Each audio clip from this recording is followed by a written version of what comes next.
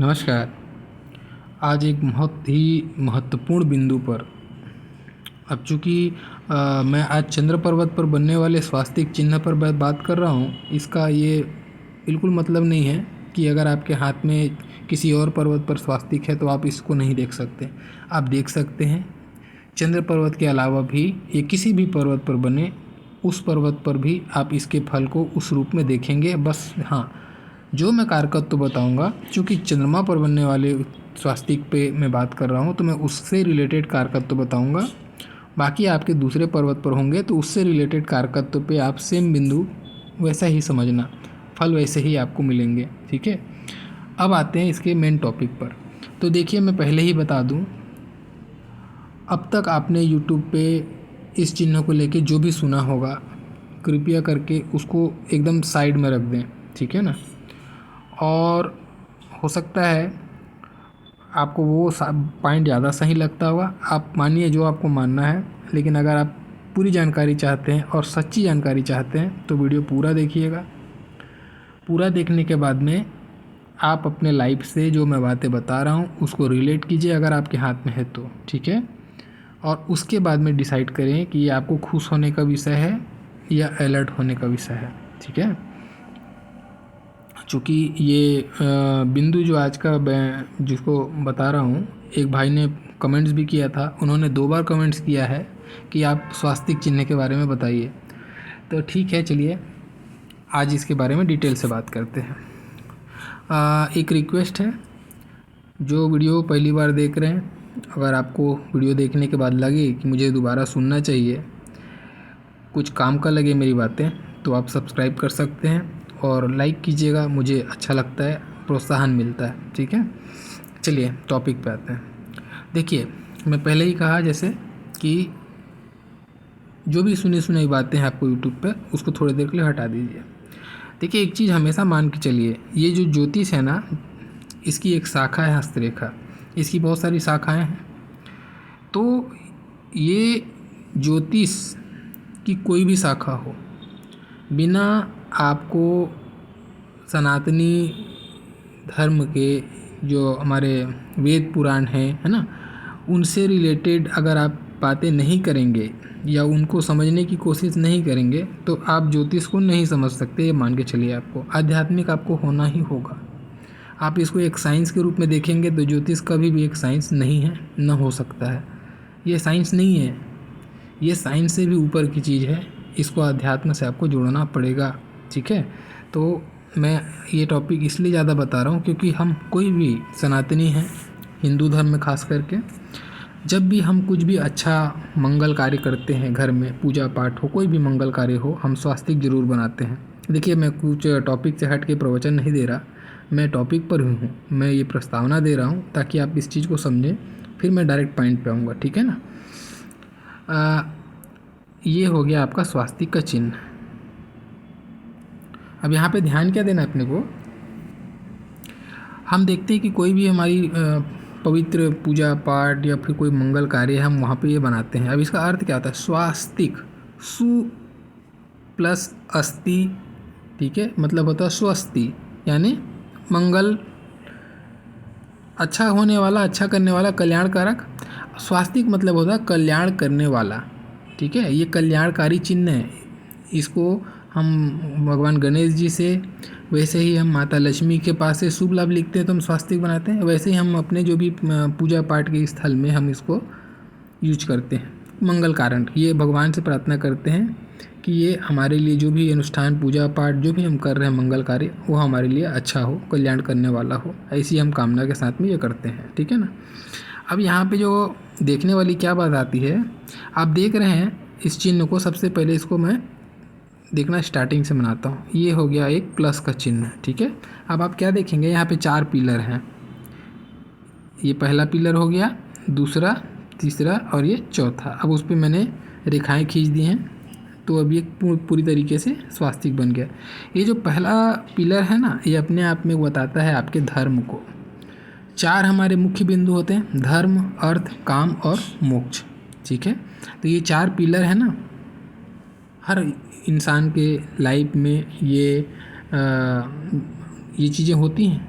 और इन्हीं भंवर जाल में हम फंसते हैं, और इन्हीं जो भंवर जाल को जो समझ जाता है वो ऊपर चला जाता है। हालांकि मैं बोल रहा हूँ, मैं भी फंसा हुआ हूँ, ठीक है। इसको उबर पाना बहुत ईश्वर के जो करीब है, बहुत आशीर्वाद है, वही कर पाते हैं। लेकिन हम समझने के लिए चीज़ को बातें कर रहे हैं।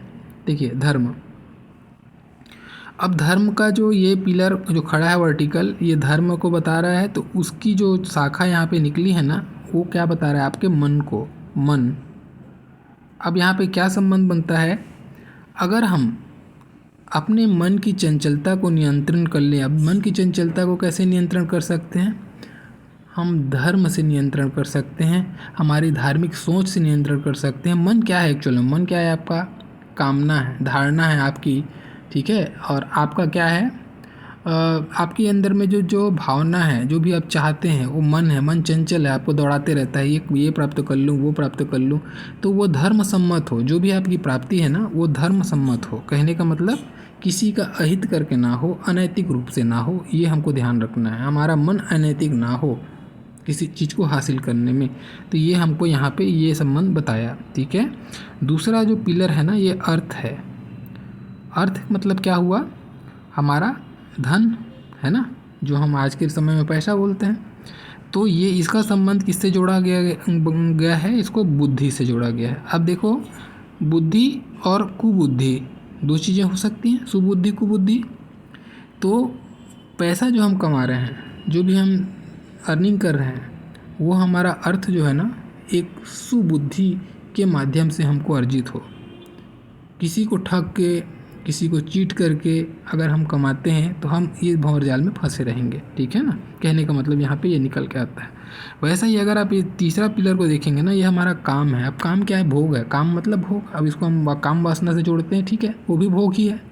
तो जो भी हमारी भौतिक चीज़ें हैं जिसका हम उपभोग करते हैं, चाहे स्त्री हो, चाहे हमारा कोई भी चीज़ हो, जहाँ पे भौतिक बात करते हैं, वो हमारा भोग है। अब ये किससे जुड़ा होना चाहिए, ये चित्त से। अब देखो, चित्त और मन बहुत लोग बोलेंगे ये तो एक ही चीज़ हुआ ना, नहीं। चित्त क्या है, ये विशुद्ध चेतना है। मन कामना है, और ये चित्त जो है विशुद्ध चेतना है। और ये कहाँ से आता है विशुद्ध चेतना, कहने का मतलब आपके जो स्वभाव हैं और आदत हैं और जो संस्कार हैं, जो संस्कार और जो आदत आप बनाते हैं संस्कार को पिरो कर, उसके हिसाब से आप अपने चेतना को जागृत करते हैं। आपको समझ आती है कि मुझे सही क्या है, गलत क्या है, वो चित्त है। इसीलिए जो काम आपकी इच्छा होगी, जो भौतिक चीज़ को आप प्राप्त करने का जो ललक होगा, वो आपका चित्त ऐसा होना चाहिए, विशुद्ध होना चाहिए, ठीक है। आपको पता होना चाहिए कि कौन सी चीज़ें भोग के लिए हैं और किस तरीके से भोग के लिए हैं और कहाँ तक की उसकी सीमा है, उसकी मर्यादा है। इस चीज़ का आपको बहुत अच्छे से ज्ञान होना चाहिए। इसीलिए चित्त को काम के साथ में जोड़ा गया है। वैसा ही ये अहंकार है, ऊपर वाला हिस्सा, और ये चौथा पिलर आपका क्या है, मोक्ष है। तो देखिए, अगर आप स्वयं पे अहंकार करें, अपनी चीज़ों पर अहंकार करें, अपनी मोह माया प्राप्ति जो आपने की है उस पर अहंकार करें, तो आप मोक्ष नहीं प्राप्त कर सकते, ठीक है। मोक्ष मतलब क्या है, ऐसा नहीं है कि जाके डायरेक्ट वैकुंठ पहुंच गए, ऐसा नहीं। मोक्ष मतलब ये जान जाना कि आप इस धरती पर आए क्यों हैं। वो मार्ग मिल जाएगा आपको कि आपको सब चीज़ समझ में आ जाएगा कि नहीं, ये जो मानव तन मिला है ये इसलिए नहीं मिला है, ये कोई मकसद है उसका। हमको ईश्वर के शरण में वापस जाना है। और इस जो बहुत सागर का जो ये जो चक्र बन रहा है ना, जिसको मैं कहा ना उलझे रहते हैं, इस चक्र से हमको कैसे मुक्ति मिलेगी, इसका मार्ग आपको मिल गया, वही मोक्ष है। तो अगर अहंकार है, माया में फंसे रहोगे, अपने आप को ऊपर समझोगे, तब तक इस मोक्ष की प्राप्ति नहीं होगी। इसीलिए मोक्ष को अहंकार के साथ में जोड़ा गया। तो देखो, ये चीज़ मैं क्यों बताया, ये बहुत ज़रूरी था बताना, क्योंकि ये जो चक्र है ना, ये यही चीज़ को बताता है। अब सपोज़ करते हैं, हम टॉपिक पे आते हैं। अब मान लेते हैं आपके चंद्रमा पर स्वास्तिक बना है, ठीक है। जाहिर सी बात है, स्वस्ति मतलब कल्याणकारी चिन्ह है, तो आपका कल्याण तो करेगा। चीज़ें आपको चंद्रमा के रिलेटेड कारकत्व तो आपको बहुत प्रभावशाली होंगी। विदेश से संबंधित चीज़ें या विदेश यात्रा या विदेश में जाके व्यवसाय व्यापार आपके लिए अच्छा होगा, ठीक है। एक जनरल बातें बता रहा हूँ, समझना, बाद में मैं पॉइंट पे आऊँगा। मैं इतना सारा स्टोरी इसीलिए बताया हूँ। विदेश से संबंधित चीज़ों के लिए अच्छा है। घर से दूर में जाकर चंद्रमा आपको घर से दूरी को ही बताता है ना। तो घर से दूर में जाकर या माता पिता से दूर में जाकर, अपने जन्म स्थान से दूर में जाकर ऐसे लोग प्रोग्रेस करते हैं, या रोज चाहे कोई भी व्यवसाय करे, रोजगार करे, नौकरी करे, कुछ भी करे, ठीक है ना, इसको बताता है। वैसा ही लोगों का सहयोग, ऐसे लोगों को बाहरी लोगों का, मित्रों का, दोस्तों का काफ़ी सहयोग मिलता है। मतलब चीज़ें, इनकी गाड़ी रुकती नहीं, जहाँ फंसेगी कोई ना कोई मसीहा इनको मिल जाता है, गाड़ी खींच के निकाल देता है और फिर वो अपने आप चला भी जाता है। उस टाइम पे ईश्वर की ऐसी कृपा होती है इनके ऊपर में कि ऐसे लोगों को मसीहा मिलता है, ठीक है ना। अब देखो, ये अपने आप में लक्ष्मी का प्रतीक है, मैंने जैसा ही कहा, और वैसे ही गणेश का कहा। तो ऐसे लोग बड़े बुद्धिमान होते हैं, अवसरवादी होते हैं, अवसर को अच्छे से समझते हैं, और इनकी चंद्रमा पे होने के कारण से कल्पना शक्ति इतनी स्ट्रांग होती है इनके अंदर में, ये दूरदर्शिता भी देता है इनको, आने वाले समय में हवा किधर चलेगी इनको पता होता है, उस हिसाब से ये पहले से प्रिपरेशन कर लेते हैं। तो दूरदर्शिता भी इनके अंदर में लक्षण दिखता है। और वैसे ही कल्पना शक्ति की जब मैं बात करता हूँ तो ऐसे लोग बड़े ही धार्मिक स्वभाव के होते हैं, दूसरों पर सहज दया करने वाले, जल्दी से क्रोध नहीं आता, क्रोध आ भी गया तो माफ़ कर देते हैं। अगर सामने वाला आके कितना भी बड़ा गुनाह किया हो, आके अपने आप को सुपुर्द कर दे तो तुरंत ऐसे लोग माफ़ भी कर देते हैं। ये चीज़ भी इनके साथ में देखने को मिलती है, ठीक है। स्वभाव से मृदु होते हैं। पानी के किनारे इनको ज़्यादा तरक्की मिलती है, चाहे समुद्र किनारे हो, नदिया किनारे हो, कहीं भी ऐसे जगह पर ऐसे अगर ये रोज़गार व्यवसाय करें तो इनके लिए बहुत ज़्यादा फलित होता है।